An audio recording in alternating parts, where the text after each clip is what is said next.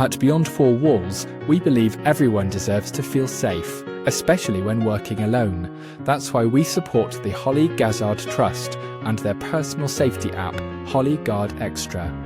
With a simple shake or tap, the app raises an alert, instantly sharing your location and recording audio and video, capturing vital evidence. The alert is sent to a police-approved contact centre, where trained professionals take action on your behalf and send support directly to your location. Stay safe, stay protected. Visit hollyguard.com to learn more.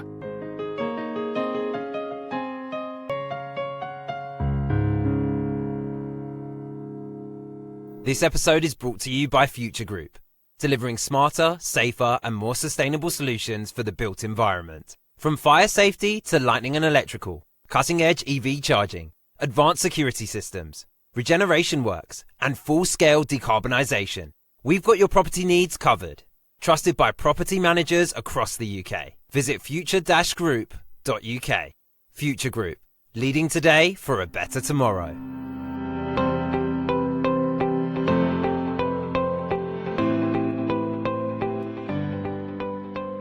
Welcome to another episode of Beyond Four Walls, the podcast that goes deeper than job titles and industry buzzwords to tell the real stories behind the people in property management. Today's guest is someone who brings passion, resilience and purpose to everything she does, and she's not afraid to challenge the status quo. I'm thrilled to welcome Victoria Whitelaw to the podcast. And Victoria is a proud Northerner, a trailblazer in building safety and a passionate advocate for alternative pathways into the property industry. Without a university degree or traditional qualifications, she's living proof that success isn't defined by a diploma.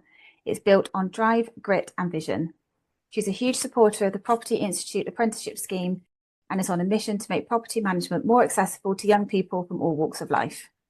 She's also a working mum who knows the highs and lows of returning to work after maternity leave. Victoria has spoken openly and bravely about her experience with postpartum OCD and how challenging yet empowering that returning to work can be. She believes our industry can be an incredible space for working mums if we get the balance and support systems right. And as the Northern Ambassador for Doyen, Victoria is helping to champion women in the industry while proudly owning her roots and her accent, something she once felt self-conscious about but now sees as a strength and part of her story. And let's not forget she's the powerhouse behind the building safety team at Rendell & Rittner. And she built from the ground up. From designing processes and training the business to recruiting an entire team of 16, Victoria has made a huge impact in an area where accountability and clarity are critical. And now stepping into a new chapter as a manager of managers, Victoria is focused on mentoring and developing others, helping the next generation of leaders to grow with empathy, integrity and strength. Welcome, Victoria. Thank you for being here today. Thank you. That was such a good introduction. It's quite difficult sometimes, isn't it, to hear people say nice things about yourself, but that was amazing. Thank you. You're very, very welcome. So can you tell me a bit about your career journey and how you found your way into property management? Yeah, I am the cliche of falling into this industry completely by accident. I was on a pathway to go and work in HR for the NHS, and I joined at a time when the NHS had just started making cuts and just finished my apprenticeship, and there just wasn't a job available, and needed at the time to just kind of find a job or a next step whilst I figured out what I wanted to do. And I ended up joining a really small Bolton-based managing agent as an admin assistant. It was a family-run business, and yeah, just kind of went from there, really. They really kind of looked after me and supported me. Yeah, it was a crazy time. I even ended up moving from my hometown with that company over to Bolton, met my husband. Definitely been a whole journey. Wow. And so you've spoken about not having a university degree or finishing college. So how has that shaped your perspective on your career? I don't think there's anything wrong with not having formal qualifications, and I'm a huge advocate for the apprenticeship scheme as well. Just to jump to me, sorry, this is about you, but just to jump to me, I didn't follow a traditional path either to get my qualifications, doing a lot of things part-time whilst working and through various means and for various reasons as well. So, you know, was there a reason why you didn't go to uni, or was there a particular pathway that you wanted to follow? There absolutely wasn't a particular pathway. I think I'm from just a town that at the time, we've got our own university now, but at the time we didn't. And they're just, if there was opportunity, I just wasn't aware of it. So it was a case of just just working. The aim was to just make sure you had a job and you could kind of look after yourself. I think if I could go back, would I do it any differently now? Probably not. But if you'd have asked me maybe in my late 20s, I think everybody around me at the time in block management had some sort of degree or was on maybe say like the one of the RICS pathways. It did used to make me question my own ability, but I think definitely now looking back, just I think work ethic, which I get from my amazing mum, just sheer grit and determination. I'm definitely not the kind of person that can be told, well, you can't do that because you don't have a university degree. I'm all about just trying to figure out another route. Find a way. Yeah, absolutely. Absolutely. And, as someone who's done something similar, I think I came up against quite a lot of things where people would look down their nose at me a little bit, oh, she's from Bristol. She doesn't know anything. She's got a funny accent as well. So I get the accent thing. It can be challenging, especially when you're surrounded by a lot of surveyors who have clearly got the qualifications and the degrees and that sort of thing. But actually, through hard work and determination, as you say, we've got where we are, which is great. But what advice would you give to someone who doesn't follow the traditional educational route but still wants to build a career and that sort of thing? Have you got any advice for the younger generation? I think it would be to try and work out what your strengths are and obviously what your weaknesses are, but kind of focus on identifying what your strengths are, what your kind of unique selling point is, and just focus on showing whoever you're working for, whatever industry you're in, focus on showcasing those strengths. I think if I look back, there's been really clear moments where whatever business I've worked in, as an example, we quite a while ago, pre-COVID, the last like 5-6 years, we were looking at rolling out a compliance system, and the business that I worked for could have gone to project management, it could have gone to IT. But I sat there and I remember saying to my manager at the time, like, this needs someone that understands property management, that understands what property managers do and the challenges that they face, not just, we've got this package and we just need to roll it out and make it function because we know how to make an IT system function, sorry. And I kind of, the ears pricked up and I kind of explained my thinking around it. I mean, that was a really interesting challenge, and my first one away from frontline property management. But I think it just shows sometimes thinking outside the box and not going that traditional route can really pay off. Definitely. So talk to me about your involvement with the apprenticeship scheme. So are you involved directly with the apprenticeships? Are you a tutor or? Not yet. How does it work? To be honest, when I say I'm a champion of it, I'm just a champion of the fact that it exists, in all honesty. Yeah, that's great. The last couple of years, for one reason or another, which I'm sure we'll come on to, my focus has had to be on just being able to turn up and do the job that I'm paid to do.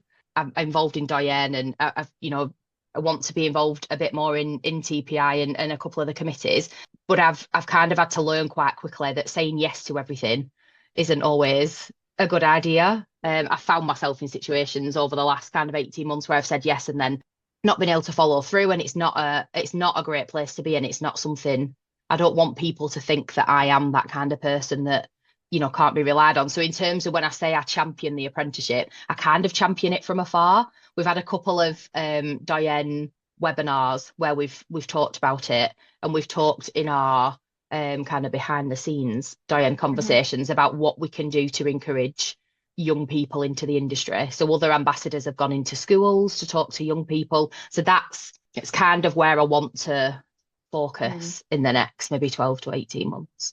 That sounds great, because I think if I was going down the route again, not necessarily the property management route, but starting my career again, I would definitely go the apprenticeship route, because you learn so much and you're supported a lot more, I think. Do you think employers are still a bit hesitant about hiring apprentices? I think so. I think in our industry as well, because it's so fast paced. And a lot of the time when we're recruiting because we need people. We need, particularly property managers, we need people to come in, be able to, obviously with onboarding and training and support and things, but we need to be able to give them a portfolio and just be like, right, okay, these are the problems with this development, or these are the issues that this client's got, and just then be able to go and kind of sink or swim, really.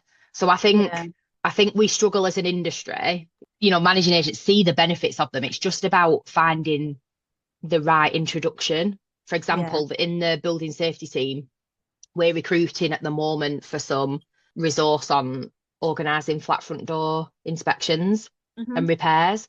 So the team leader of that work stream that sits within kind of my area, we're really keen to try and interview and offer roles to people that, it might be their first job in property management. It might be one of the first roles out of education, but it's probably one of the few scenarios where we're able to do it, because we can bring them in and train them up on the process side of it, and then the opportunities will open up to them, hopefully. Yeah. I mean, sometimes we don't have time to train properly sometimes, and it's something that I'm looking into how that can be improved across the industry. Certainly, you're right. When you employ somebody, you just need them to hit the ground running, because it's not from the perspective of, we don't care, or we just want you to get on with it with no support. It's just that everybody is just so poor, nothing stops. Nothing. Property management, clients, leaseholders, problems at buildings, nothing will wait for the fact that someone's had to replace a property manager or an assistant property manager, or a portfolio might have had to be redistributed, or whatever the scenario is. It's not a criticism of anybody. It's just like you say, our industry is so just the way it is, isn't it? And it's, if we could, but as you say, like if we can start building those, those people coming in, the apprenticeship scheme, and even, as we bring people in, we train them on the processes first before we put them in front of a client or put them in front of a leaseholder. Because if you can learn all of the back office stuff, the other stuff's pretty easy, really. You've got the basics already in your head. You've got, you already know the process. So someone's coming to you with a problem, that's already ticking away in your head, right? You just need to do rather than panicking over the fact that, well, how do I do that? And then it just escalates into something that actually you could do it. You just don't know how, but when you know how, it'll be 10 times easier. Hopefully. That's my thought process on it anyway. Crossed. I think as property managers, we've got to be people persons. people. So I think once you know the process, a property manager is going to deal with something in their own way. So I think too much focus on training process can also sometimes not be a good thing. You don't want every property manager to react exactly the same way. Yeah. There are certain situations I accept that won't be appropriate, but day to day. There has to be a guideline, doesn't there? Because ultimately, especially if you're working for a bigger company like yours, if somebody were to be off sick or to leave, you want somebody just to be able to come in and pick up what part of the process. That's very true. They've got to, but as you say, how you deal with that client or that leaseholder or that tenant or whatever, that can be done in whatever way that property manager sees fit, but sort of behind the scenes, that I think there needs to be certainly a guideline. Otherwise, it kind of all goes to pot, really. Just wonder what on earth's going on. But if you don't mind switching slightly to motherhood and thinking about your own sort of mental health, you've been incredibly open about your experience with postpartum OCD. So firstly, thank you for sharing something that's clearly so sensitive and so difficult and raw. Absolutely. It's hard to share things like that. So firstly, thank you for doing that. If you don't mind sharing, what was that time like for you, and the sort of navigating the return to work and that sort of thing, if you're able to share a little bit about that. Yeah, sure. I have to kind of start by saying I still find it really difficult to talk about. So if I get a bit of a wobbly voice, bear with me. Of course. And if you want to stop, then we will. So perfect, thank you. I think if I think back to the place I was in when I was going on maternity leave, so I have to say I work for a very supportive employer. I work within a very supportive department, headed up by women. So I reported to a female who reported to a female who reported to a female. Like I had the support system there. So it's not about that kind of criticism. But I think the time when I was about to go on maternity leave was really stressful. It was peak kind of EWS1. What on earth are we going to do with all these buildings that need, cladding remediation? I just kind of set up the start of a remediation team. So I was really nervous about going off, and it felt like a really awful time to be going off. We're also coming out the end of COVID, because it was like early 2021. So we were in lockdown for most of my maternity leave. So I think going off, I was in a really interesting place. For various reasons, I thought I wanted to come back to work quite quickly. I still had 5 months leave. That's, some people don't even, some people don't even have, the privilege of having that amount of time off. But so I came back and a lot had changed because of the nature of our industry. It's so fast paced. Remediation had dramatically changed. I obviously tried to stay away from anything on BBC News relating to cladding, because I just, when I was on mat leave, I just didn't want to kind of hear about it too much. So I came back. Yeah, I think a couple of things, a lot of change, which I was supported through. And then my daughter Charlotte was a little bit poorly. I think it was just a mix of the two things. I think just being really unprepared for actually what just being a mum feels like, can feel like, being really unprepared for what coming back to work will feel like. And then, Charlotte being a bit poorly. I think it was just the mix of those things that I felt. I still do feel like a completely different person. I feel, when we talk about it, even internally as a team, I do still feel like my brain functions completely differently to before. It felt like before I was a mum, I could just run at 120 miles an hour constantly, day in, day out. And it was fine. I didn't have anyone else to look after apart from myself. And then being a mum, your priorities change so much that I think that's part of it. So it was just I feel like I had a bit of a false start coming back to work. So I went back in the October and then ended up having to have some time off to look after myself, but to look after Charlotte. And then I went back in January. And again, I had the support. I am really, really lucky that I had the support that I did from my employer, because I know a lot of women don't get that. So being able to then go back in January felt like a bit of a fresh start. I know how you feel. I had my daughter in 2019, and didn't have maternity leave. Wow. And I'm not trying to take anything away from you by saying that at all. But I what I'm trying to say is I know how tough it is, and trying to, as you say, 1 minute you're superwoman running around doing everything because you've got no responsibilities, and then it's all. My daughter was born 4 months before the first lockdown. Gosh, yeah. So, I think the first lockdown, nobody knew what on earth was going on. No. It was sunny, and we were just all it enjoying was sunny and great, the sunshine. But then it was, but I think, Jacqueline Mangaroo actually at the TPI conference on Thursday that we've just been to, she was saying then that, the support that they had to put in with the government, or the guidance they had to put in with the government for us to be sort of key workers, so we knew what we were doing. And so I completely understand where you're coming from, that you go back into an industry that's completely different to what you left it in, and then chucking COVID in on top of everything else that we're trying to do. Well, firstly, I want to say thank you for being so open. Thank but you. It's a tough thing to talk about, but I'm glad that you said that you feel supported by your employer. I think it's a really hard topic to talk about without criticizing somebody or some entity. So I'm always try and be really kind of clear up front when I do talk about it, that this isn't a criticism of anybody, of my employer, of my own family, of my own ability to be a mum. It's such a cliche, but just nothing can prepare you for your own kind of journey into becoming a mum. And there's a couple, again, in terms of internal where I work, there's a couple of us that went off kind of one after the other. It was a bit of a domino effect. I think there's 5 of us.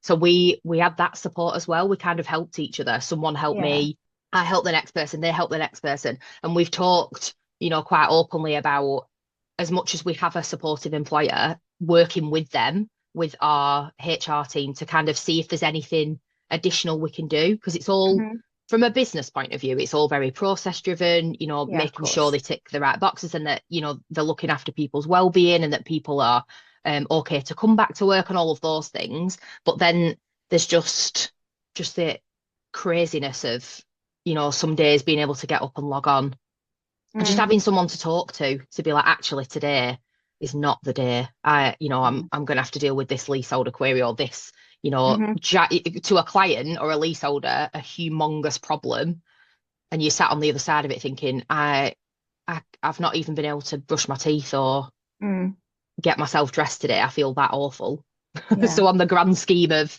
what a problem is, just navigating all of that, we can yeah. definitely just as women, not even as an industry, just as women, I think do more to look after each other. Yeah, and I completely agree. And sometimes we don't even know what we need. Hmm. That's so true. As as mums, somebody could ask you every second of every day, what can I Hmm. do to help? Or is there anything you need? Or I've done this for you. Yeah. But actually, I didn't need you to do that. I needed you to do something else. But I don't actually know what Yeah. that something else is. Yeah. Um, Yeah. I want you to just but know without me I having to just ask for it and you just do it. Yeah, and that can be tough on employers as well, I think. Hmm. From an employer's perspective, Definitely. that can be really and I'm saying that as an employer, but also saying that as somebody who's sat in a space sometimes and just been somebody please just put their arm around me and look after me Hmm. because I don't know what to do and I don't know how to Yeah. get out of this situation. I don't know how to deal with how I'm feeling, but not knowing the words or the language or Hmm. whatever it is to say that, or to Yeah. be perceived as, yo, you look like you've got all your ducks in a row. And actually I'm completely falling apart. So yeah, it's hard to know Very as tricky. mums, as women, as Hmm. people's people. We don't know either sometimes, do we? So yeah, it's tough. Definitely. It's tough. But in terms of returning to the workplace, did you feel guilty about wanting to come back? Yeah, Or yes and no. Yes, because I think just because she was so young and I missed things like I didn't miss her first steps, but she started the process of walking at nursery, things like right, that. But no, because I could not, I don't know how to say it without offending anybody. It's really difficult, isn't it, to talk about? I just don't think I could be a stay-at-home mum. mm-hmm. One, because I mean, hats off to it's more than a full-time job. I feel like Absolutely. coming to work most of the time is It's sometimes easy, easier bit easier. Yeah, than being a yeah. parent. So women who do that are just absolutely incredible. Do you think Um, that's because you can put a mask on at work? You can kind of Definitely. be work Yeah. Victoria or work Yeah. Jodie, and Absolutely. Yeah. you can put that facade up, can't you? And Hmm. you don't have to really think about anything other than what you have to do at Work. work, and that's it. A So good distraction. yeah, Absolutely. it's Hmm. definitely a tough one. I certainly felt guilty as well, but I think I would also, if I'd given up my business at the time of having my daughter, or given up the job or being in block management or whatever Mm. that looked like at the time, I think down the road I would have regretted that as well. So it's Yeah. really tough, isn't it, to just know what to do. And I think we just have to sit in this, as I said earlier, sit in that space of being, I made the decision that I made at the Yeah. time because I thought that was the right thing to Yeah. do. Um, It's so funny you that's say all you that can because do.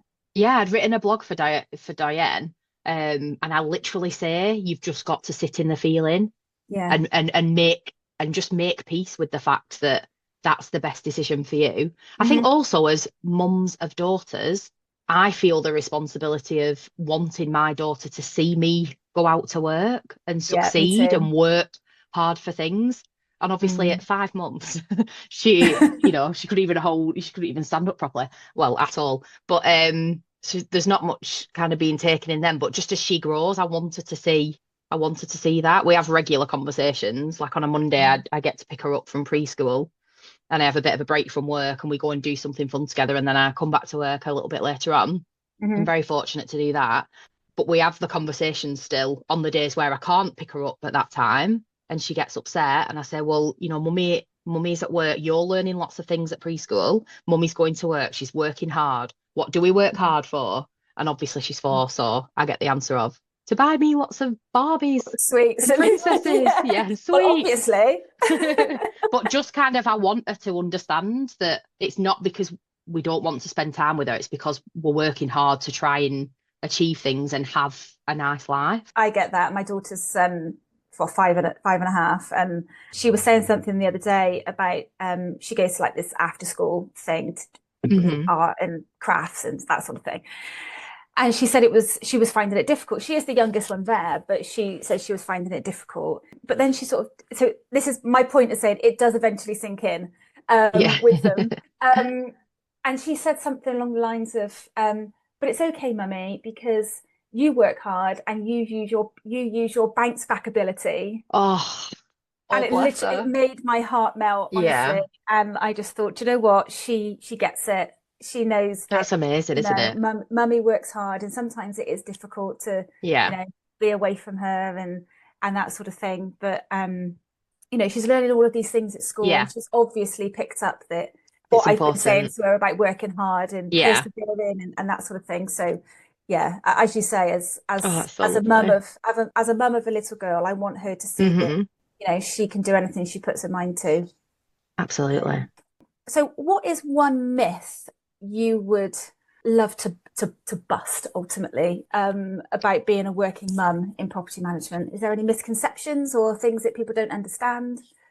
I think the big one is that we don't work hard, or we're always looking for kind of an opportunity to log off early, inverted commas. I have been the person as a not a pre-parent where a parent has had to say, I need to go and pick my child up, or I need to go and take to the appointment, and I've done the eye roll and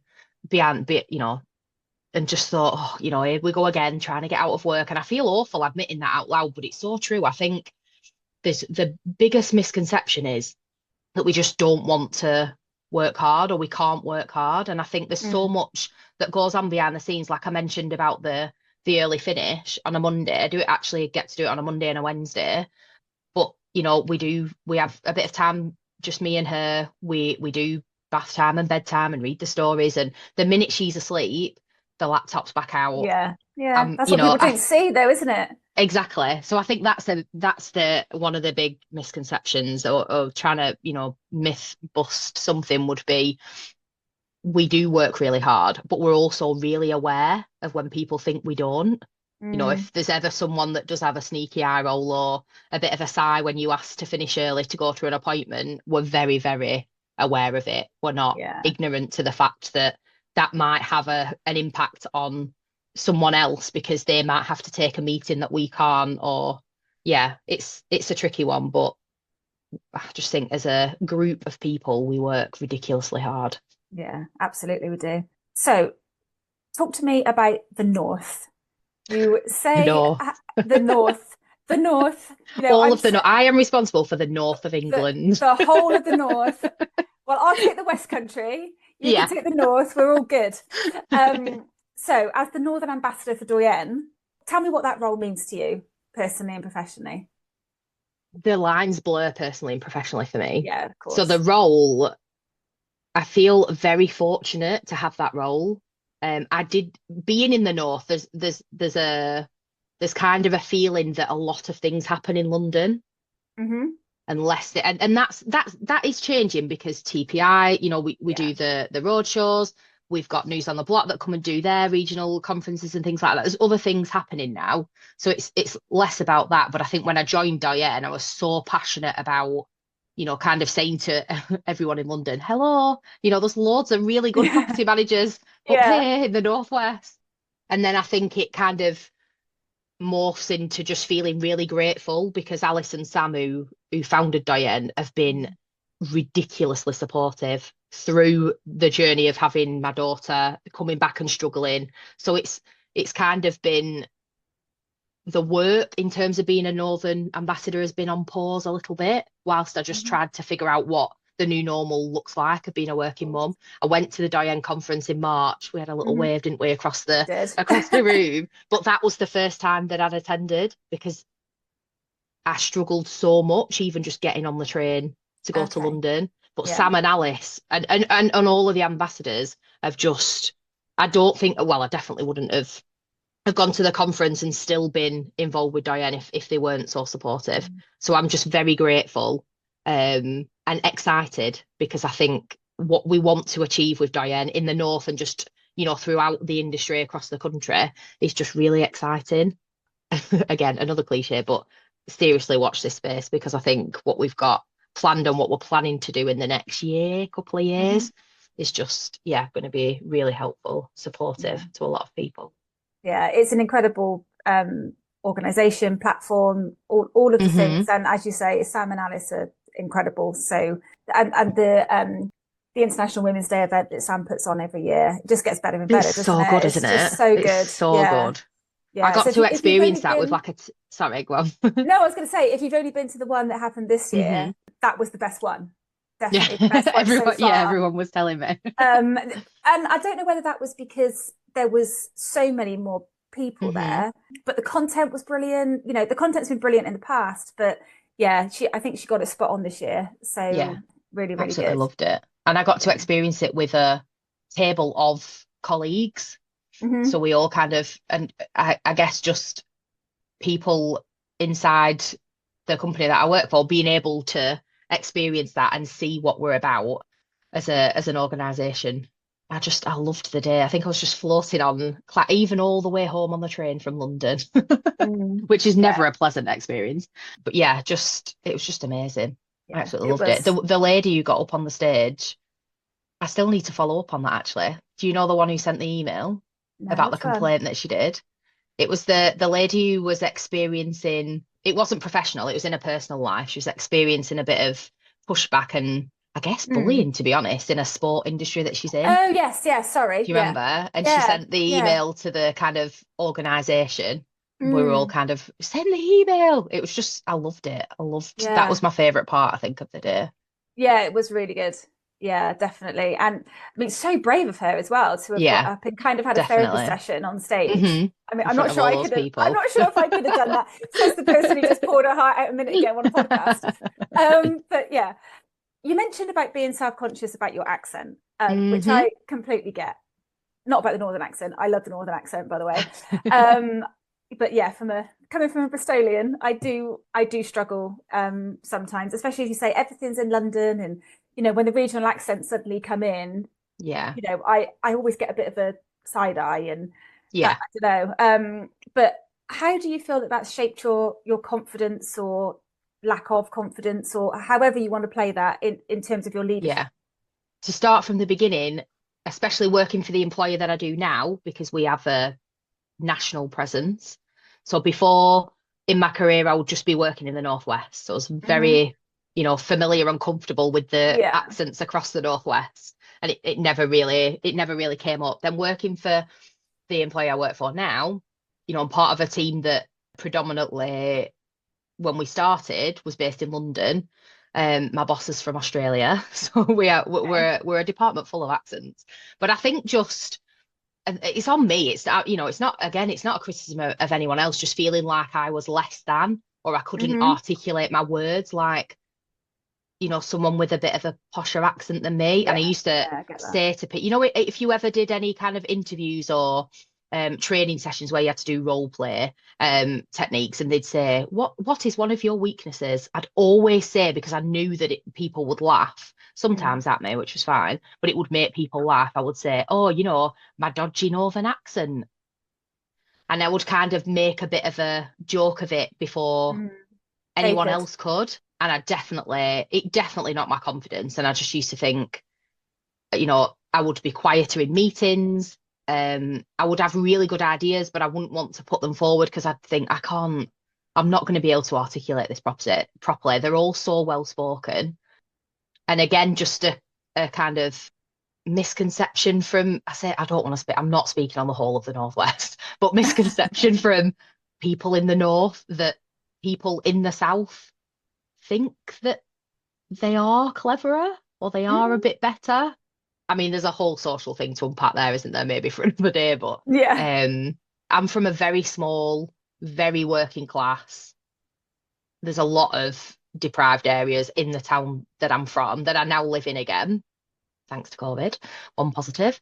So I think it's just that, growing up around that whole ideology that we are in the north and we're far away from everything that's going on and that kind of thing, that definitely came with me. But now I think especially in the role I'm in, so the past kind of 18 months working in building safety, I even go as far as to say I will help with new business pitches, and I'll go and meet clients and I'll talk to them, and I still get the odd kind of eyebrow raise when I start talking, because sometimes I think people aren't expecting the accent to come out, but it's just part of who I am, and it doesn't mean that I will do any less of a job, especially in building safety, because there aren't that many people who can focus on building safety and what that means in property, in block and property management. Just kind of own it now. And I'd like to think it's part of my charm that people warm to it a little bit. And it's just part of my identity, but in a really positive way. We're getting there. Well, I love the Northern accent. I've got friends who live up there, it's I just love it. And who doesn't love a bit of Sean Bean? So come on. Exactly. But do you know, so this is the other thing. Like this is a Lancashire accent. So Sean Bean's from Yorkshire, isn't it? Yorkshire, and there's a big. I do love the Yorkshire accent, but I've got to champion my Burnley broad Northern accent, Lancashire. Well, I love it. It's all good. So you spoke about the building safety team, which leads me on nicely, actually. So 16 people in the team now, is that right? We're getting there, yeah. We're just recruiting the final couple. Okay. And so where did that vision come from, other than necessity, I guess? Other than sheer panic on the introduction of the Building Safety Act. Oh my gosh, how are we going to do this?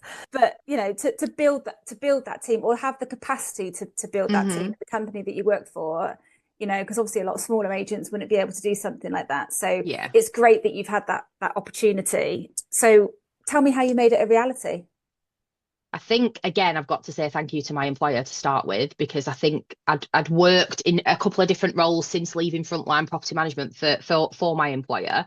And I think when we sat down and talked about the need for this function within our business, they knew they could trust me to do this job because of other things that I'd worked on. So we kind of sat down, looked at the legislation, what was coming our way, and just had to try and prioritise.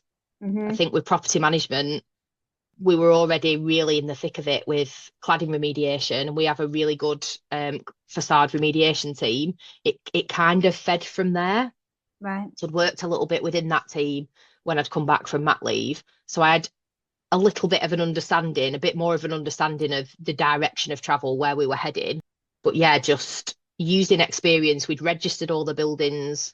Oh God, I can't remember what year that was now, 2020, 2021 for the building registration, for the funding applications. So we had experience of registering buildings. We'd set up the processes around EWS1 checks, around understanding the requirements that different buildings of different heights and different constructions would need, dealt with the kind of mortgage company, mortgage lenders, just requesting EWS1 forms we had all of that behind us. And I think we just tackled it as a project, and we sat down and we said, these are our priorities. This is what we're going to do. It was the first time I'd ever had to almost prove what resource we needed. That was really tricky.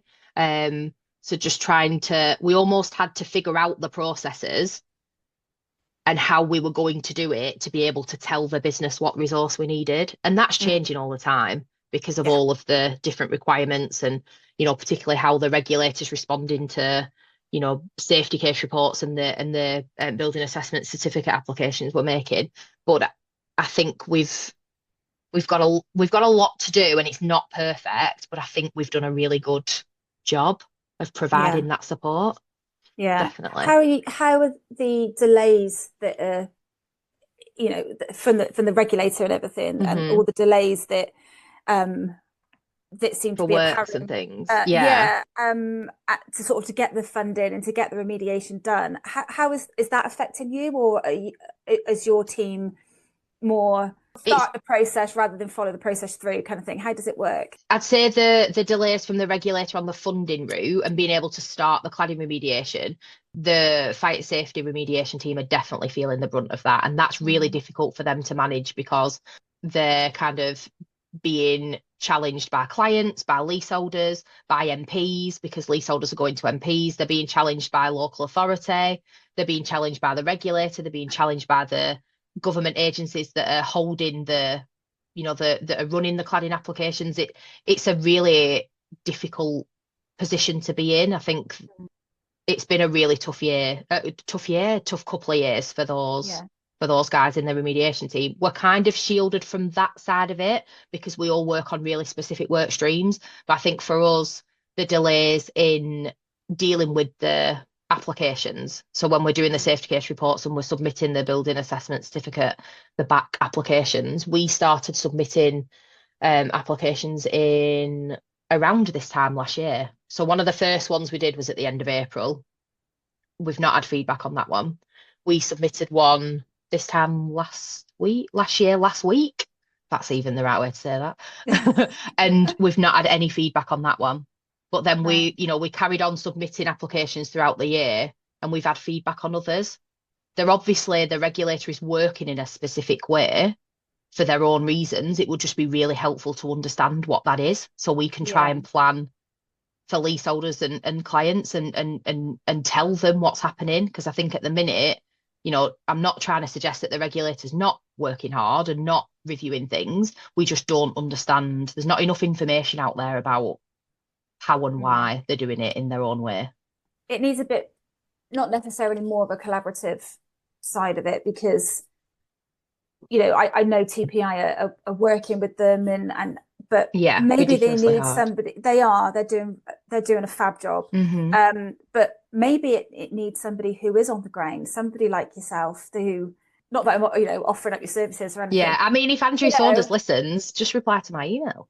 Well, that would be helpful. The offer of help is there. Yeah, but do you know what though? I mean, somebody, when you have, the people who are on the ground doing the job day in, day out, and you said about the other team who are trying to get the funding and that sort of thing. They're being battered by local MPs, but actually, they're just trying to do the best that they can. They can't start work without money. I bet they would if they could. If there was a possibility, if they could get everything together to start on site, they would do it tomorrow. Of course they would. It's not. But then who's going to pay for it? It's no one's intention to sit and wait for this work. We've got projects that we went in for funding in late 2020. Do you remember when the government told us you need to have a consultant appointed, you need to have a project plan in place, you need to have a contract agreed and be on site by December 2020, and they told us like 3 days before Christmas when they were closing for Christmas,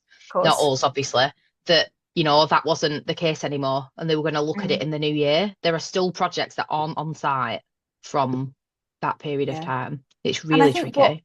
What is being forgotten here is that this is people's safety.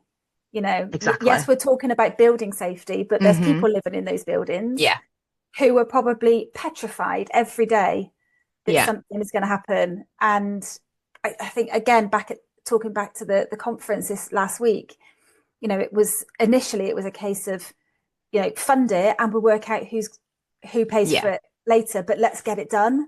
That obviously never happened, which is it's just got a bit lost along the way, hasn't it? Like we as a department, we're a big department now. There's 30 plus. When we finish recruiting, there'll be more than 30 of us, all covering all aspects of health and safety, not just building safety and cladding remediation.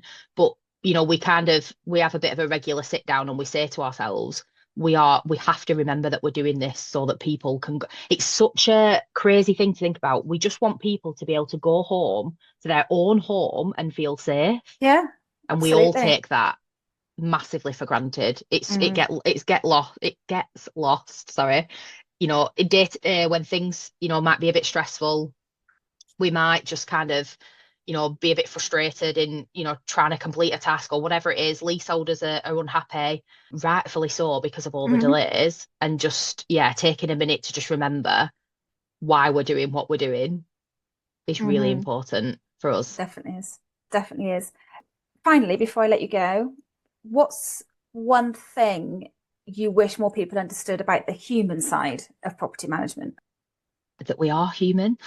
Yeah, that we are humans. that we are actually human beings. Yeah. We're not robots. We're not kind of, we're not AI.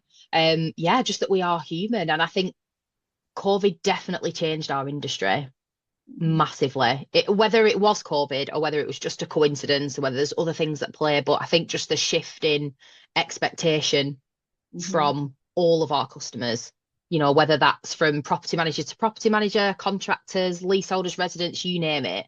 I think just that massive shift in everything has to be done right now. And, we are all human. We will all make mistakes. We all need time to just time to breathe, if someone asks you a question, you just need time to kind of think about your answer, or you need time to think about an email response, or can I call you back? I just need to think about what you've asked me. Yeah, I think we as an industry could do with understanding that a bit more. Yeah. You're saying about COVID, I think that because everything ultimately shut down overnight, but then you've got the likes of Amazon and the 24/7 culture that suddenly everything could be delivered to your doorstep within a day, maybe sometimes sooner, with your sort of your Deliveroo and all that kind of stuff. I wonder if that's had a bit of a culture shift in how people now perceive everything, because you can get something at the click of a button, or really quickly, and that expectation then builds across the rest of your life. Spreads across everything, doesn't it? And we didn't stop. They said the world shut down and everyone stayed at home, but we didn't. We weren't treated like key worker. We're not the NHS, and we're not. I'm not trying to suggest that, but we, as an industry, we couldn't and didn't stop. We had to carry on. So potentially, kind of subconsciously, leaseholders, residents seeing that and thinking, they just got to keep going. They're still there. They're still, the expectation on us being there. So we had to answer the questions quickly because everyone was at home. Most people were at home waiting for an answer.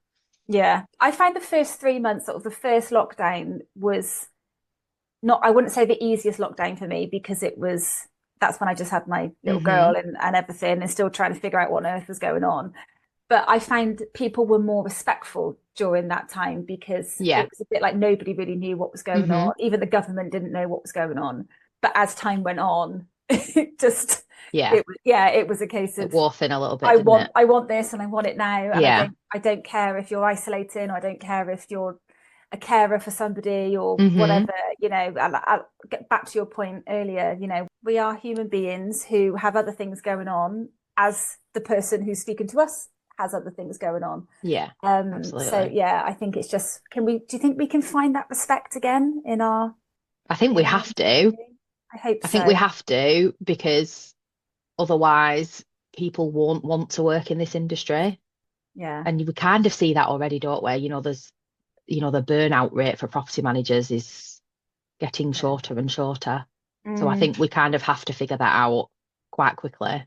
It's all well and good encouraging people into the sector. We need to figure that out. It's such a good industry and it's such a good career path. There's so many different opportunities and options. It's not just about being a property manager. We've got to figure it out. Well, is there anything you'd like to add before I let you go? Just thank you for the opportunity to talk, and I think you're doing an amazing job. I love the podcast. Oh, bless you. Thank you so much. Appreciate your time. Thank you. Thank you so much for taking the time to listen to my latest podcast. You can find me on LinkedIn and Instagram. The links are in the show notes. Or you can contact me on jodie@jodiefraser.com. For more content and updates, don't forget to subscribe to this podcast on your favourite platforms. Thank you once again for listening. Until next time, take care.